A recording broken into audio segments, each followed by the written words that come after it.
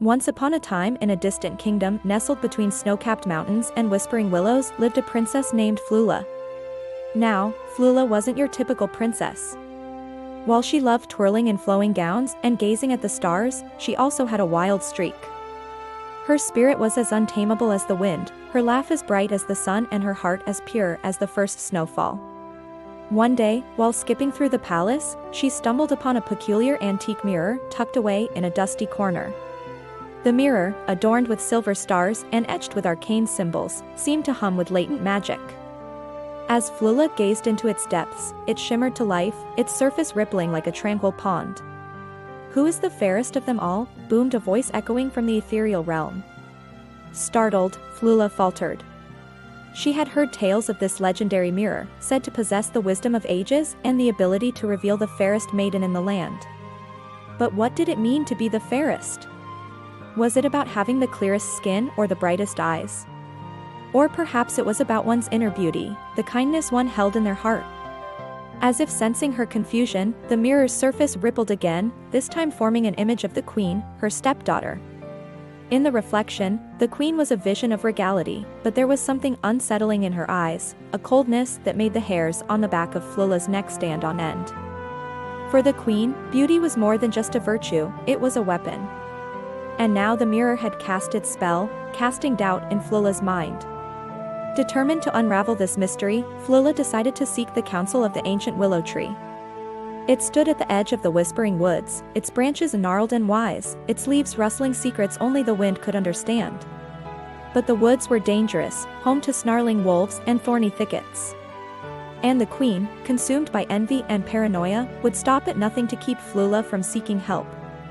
Unaware of the danger that lurked around every bend, Flula slipped out of the castle, her heart pounding with a mixture of fear and determination. The moment she stepped into the woods, she felt a change in the atmosphere. The trees seemed to close in around her, their shadows twisting into menacing shapes. The chirping of birds was replaced by an eerie silence, broken only by the sound of her own footsteps. Suddenly, a twig snapped in the undergrowth, and a pair of glowing eyes emerged from the darkness. Fear froze Flula in her tracks. She had stumbled upon a wolf, its fur as black as night, its teeth bared in a menacing snarl.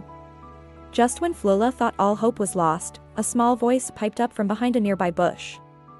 "Hey, Fluffy, what do we have here?" A scaredy cat. Emerging from the foliage was a little man, no taller than Flula's knee, with a bushy beard that reached his waist. His eyes twinkled with mischief and a wide grin spread across his face. "Well, hello there, little one," he said, tipping his imaginary hat. "Welcome to our humble abode." From behind the bush, 6 more little men appeared, each one more peculiar than the last. One had a patch over one eye, another balanced a stack of pebbles on his head. One was busy sharpening a miniature axe, while another dozed off, leaning against a mushroom. Despite their quirks, there was a certain charm about them, a warmth in their eyes that put Flula at ease. "I am Flula," she said, offering a tentative smile. "And I need your help." She explained how the queen had tormented her with doubts about her beauty, driving her to seek the Whispering Willow for guidance. The Whispering Willow, Grumpy, the one-eyed dwarf muttered, his expression souring. "That old tree has seen better days. You'd be wasting your time." "Oh, come now, Grumpy, Happy, the cheerful dwarf, chided. "Let's not be a killjoy. After all, it's the thought that counts." While the dwarfs argued amongst themselves, Dopey, the quietest of the bunch, approached Flula, his eyes filled with kindness. He took her hand, his touch surprisingly strong, and led her deeper into the woods. As they journeyed, the dwarfs shared stories about their lives in the enchanted forest, their voices echoing with both joy and sorrow. They spoke of their simple pleasures, the taste of wild berries, the feel of the sun on their skin after a long winter's nap. But there was a sadness in their eyes whenever they mentioned their homes, a longing for a place they could no longer return to. For the dwarfs were not merely magical creatures of folklore. They were, in fact, 7 princes, victims of an ancient curse that had transformed them into dwarfs until their true love's kiss broke the spell. Finally, they arrived at a clearing bathed in golden light. In the center stood the Whispering Willow, its branches heavy with age and wisdom. Its leaves rustled softly, as if sharing secrets only the wind could understand. As Flula leaned against the trunk, the dwarfs gathered around, their faces etched with concern. They knew the dangers of seeking the willow's counsel and were worried for Flula's safety. But before they could say a word, the ground began to tremble, and from beneath the willow's roots emerged a figure as dark and imposing as the queen. His eyes burned with malevolent fire, and his lips curled into a cruel sneer. "So, the little princess has come to seek my wisdom," he boomed, his voice echoing with menace. "And what is it that you desire, child?" Flula hesitated, then poured out her tale, her voice trembling slightly. She told him of the queen's relentless torment, her own confusion and the dwarf's unexpected help. The Dark One listened intently, his expression unreadable. When she finished, he fell silent, his gaze fixed on the ground. Finally, he spoke, his voice low and dangerous. "The queen's obsession with beauty is a well-known tale, but she seeks more than mere vanity. She desires eternal youth, immortality." He looked up, his eyes blazing. "She has struck a pact with me, trading her soul for untold power. But even I am bound by ancient laws.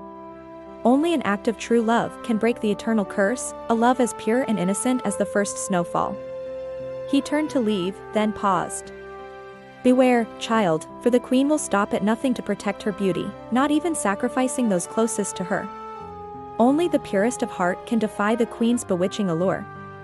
With that cryptic warning, he vanished, leaving Flula and the dwarfs in stunned silence. The weight of his words settled upon them like a shroud. To break the queen's curse, Flula would have to confront her in the darkest depths of her castle, a place where even daylight feared to tread. Suddenly, a loud crash echoed from above, followed by the queen's enraged voice. The dwarfs exchanged anxious glances. It was time for Flula to go. "I'll be rooting for you," shouted Happy, his optimism unwavering. "Oh, I'm rooting for you too," echoed the others, their voices filled with admiration.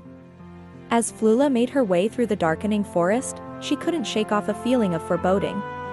The trees seemed to press in closer, their branches clawing at the sky. The whispers of the wind grew louder, taking on a sinister tone. Then she saw it, the castle looming ahead, its spires scraping the clouds. It was a place of shadows and secrets, where the very stones seemed to whisper tales of deceit and despair. Taking a deep breath, Flula stepped inside. The interior was a labyrinth of shadowy corridors and grand halls, each room more opulent and haunting than the last. Suits of armor lined the walls, their metal faces grim and unyielding. Tapestries depicting scenes of a forgotten past hung from the ceiling, their colors muted and faded. As she ventured deeper, the air grew colder, the silence heavier. Suddenly, she heard a voice, soft yet chillingly beautiful, echoing through the vast emptiness.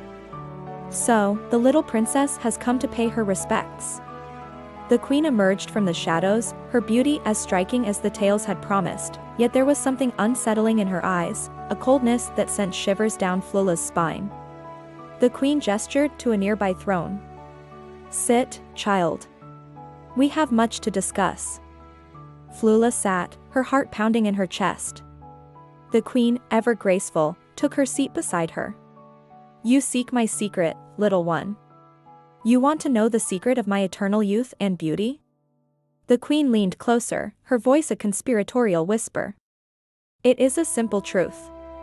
One must always be willing to sacrifice for beauty. Always." Before Flula could respond, the queen pressed a button hidden beneath her cloak and the room plunged into darkness. Screams echoed through the castle as shadowy figures emerged from the gloom, their eyes gleaming with malice. "Stop," cried Flula, backing away. But the queen only smiled, a cruel twist of her lips. "It is too late, child. You are trapped in my web forever." And so, with treachery and despair hanging heavy in the air, the fate of the kingdom hung in the balance. Would Flula succumb to the queen's evil clutches, or would she rise above, proving that true strength lay not in beauty, but in one's heart? Hey, guys, thanks for watching. If you liked this story, don't forget to hit the like button and subscribe for more adventures.